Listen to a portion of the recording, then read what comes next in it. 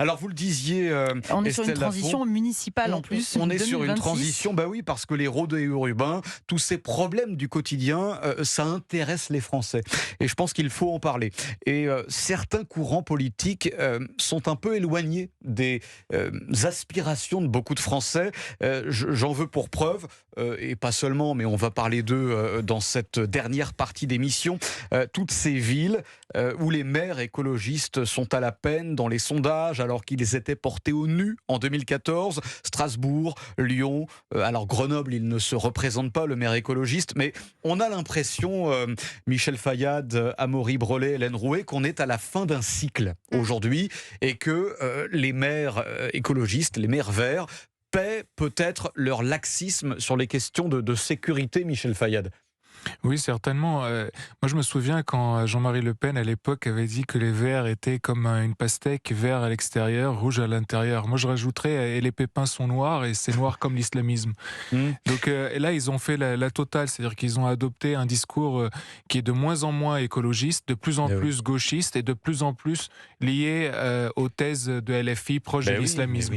Et donc, les gens qui veulent une certaine écologie, eh bien, s'en détachent de plus en plus, parce qu'ils voient que finalement, c'est des LFI avec une couleur écologiste, une couleur verte. Ouais. Mais finalement, il n'y a plus de différence. Donc, les gens se détournent de ce parti. Puis, je ne parle même pas du palmarès et du succès qu'ont eu justement ces maires écolos, je crois, à Grenoble. Oui. Ouais. Alors oui, mais vous le disiez fort justement, parce qu'il y a eu un sondage Ipsos, d'ailleurs, sondage Ipsos, qui montre que 55% des Grenoblois estiment que depuis 2014, leur qualité de vie s'est dégradée. Alors il y avait effectivement des problèmes d'encombrants, de poubelles, bon ça je mets ça de côté, mais il y avait surtout la question sécuritaire, parce que Michel Fayad, merci d'en parler, à Grenoble, le maire s'est toujours refusé à installer des caméras de surveillance sur la voie publique au nom des sacro-saintes libertés individuelles.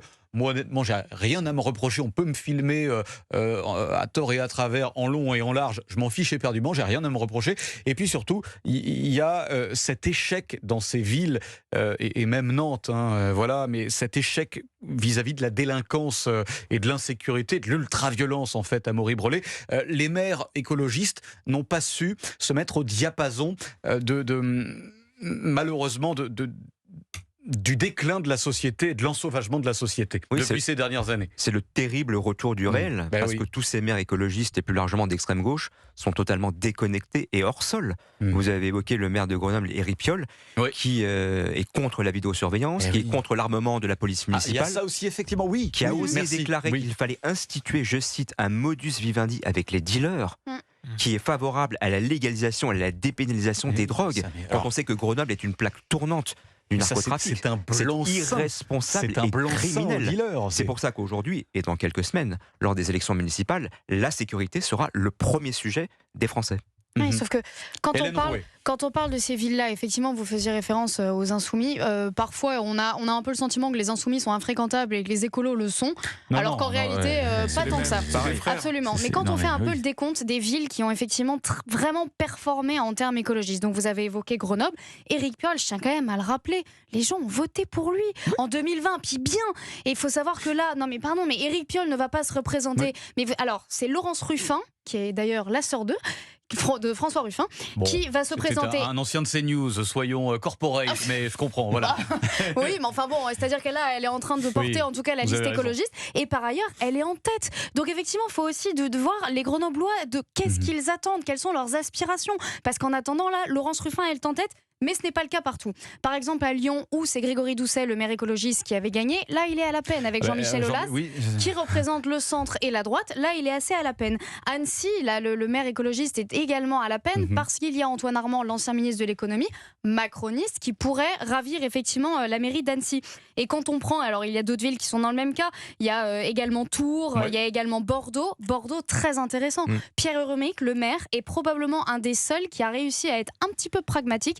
Lui, il a décidé d'armer sa police municipale. Il a un peu rétro-pédalé, parce qu'il était opposé au départ. Il a rétro-pédalé, mais d'ailleurs, ça a été assez apprécié et il n'est pas si mal que ça dans les sondages. Mais voilà, et quand on se corrige, oui, c'est à Bordeaux. Non, parce que je veux dire, Bordeaux, c'est Alain Juppé, partout où il va, ça devient de gauche, parce que la mairie du 18e, elle était de droite quand il était le maire, puis ensuite quand il est parti, c'est passé à gauche. Et là, à Bordeaux, il était de droite, soi-disant, il est parti, c'est devenu de gauche.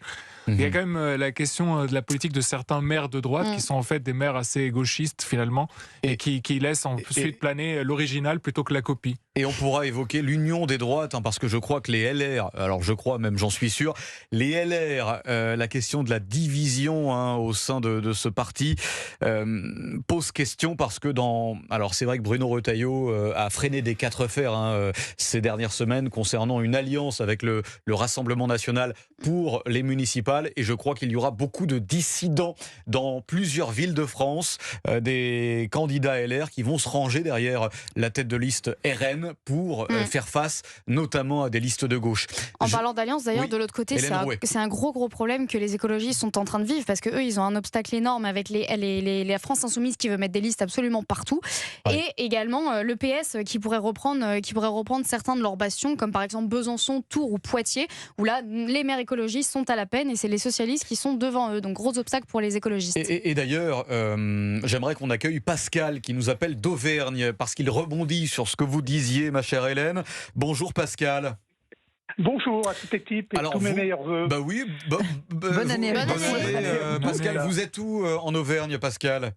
Clermont-Ferrand. Ben voilà, Clermont-Ferrand, connu pour... là, c'est une ville qui est à gauche depuis de nombreuses années. Bah oui, Et je crains malheureusement que la droite, apparemment, il partait unis, mais là, il y a quelques divisions à nouveau. Et je crains fort que cette ville reste à nouveau à gauche. Avec justement, c'est intéressant. C'est intéressant, Pascal, parce que là, vous êtes vraiment Clermont-Ferrand, le portrait robot de cette ville moyenne pilotée par la gauche. Est-ce que vous avez l'impression que sur les questions sécuritaires notamment, la mairie en place a péché ces dernières années? Est-ce que vous constatez à Clermont-Ferrand, même à Clermont-Ferrand, des problèmes d'insécurité? Écoutez, moi je suis pas de base clermontois, j'y suis depuis une vingtaine d'années. C'est suffisant pour s'en rendre compte. A changé complètement. Au niveau insécurité, le soir, pour sortir, il faut être prudent. Même en centre-ville. Là-dessus, monsieur le maire, au départ, il ne voulait pas armer sa police municipale, il a changé, mais il est bien temps. Et il faut rappeler aussi que le pouvoir des maires est très limité en police. Bien sûr. Surtout lorsqu'on a au Conseil constitutionnel certains membres qui refusent certaines lois que monsieur Retailleau avait voulu mettre en place. Bon, mais en tout cas, Pascal... Clermont-Ferrand est devenu une plateforme de la drogue, c'est clair. Ah bon, alors en plus de l'insécurité, alors souvent, vous allez me dire ça va ensemble, mais il y a également, comme beaucoup de villes moyennes en France, une présence de la drogue avec des Uber Sheets, des points de deal qu'on n'arrive pas à démanteler. C'est ça votre quotidien, Pascal, à Clermont-Ferrand? À Clermont-Ferrand, c'est ça, c'est clair. Et il y a certains quartiers, il y a un filtrage, savoir on vous demande où vous voulez aller. Et c'est pas les policiers qui vous demandent ça. Comment? C'est pas les policiers qui vous le demandent. Ah non, ce sont des choufs, c'est-à-dire des guetteurs, c'est ça? Tout à fait. Ils sont là pour faire le guet et filtrer qui rentre et qui sort des quartiers. Mais alors, pardon, mais je ne veux pas brocarder ni stigmatiser nos fonctionnaires qui ne peuvent pas être partout et qui sont sous-dotés. Malheureusement. Et je ne veux surtout pas les critiquer, mais pardon, mais là, on abandonne certains quartiers et du coup... Mais c'est pas d'aujourd'hui, monsieur. Ben oui, ça fait 40 ans, Pascal. De police. Je suis un ancien fonctionnaire de police. J'ai travaillé à l'époque sur certains endroits de France. Mais on nous disait clairement, il y a certains quartiers, il faut les laisser tranquilles, il ne faut pas y aller. Mais ça, on vous le disait il y a combien de temps, Pascal? 25 ans. Voilà, mais c'était à ça que je pensais, effectivement. Oui.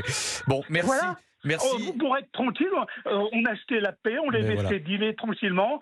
Et vous, quand vous intervenez, on vous cassait, il y avait souvent un vice de procédure, on prétextait un vice de procédure, et tout tombait à l'eau. Il y a des caméras de surveillance à Clermont-Ferrand ou pas du tout sur la voie publique? Dans certains endroits, il y en a, oui. Bon, mais pas assez à votre goût. Dans certains quartiers, je vais vous donner des quartiers, la Gautière, la Croix-Néra, Saint-Jacques. Là, elle reste pas longtemps en place. Voilà, ça, je m'en doutais un petit peu, c'est ce que j'allais vous dire. Merci beaucoup, Pascal, d'avoir été parmi nous. Je vous libère.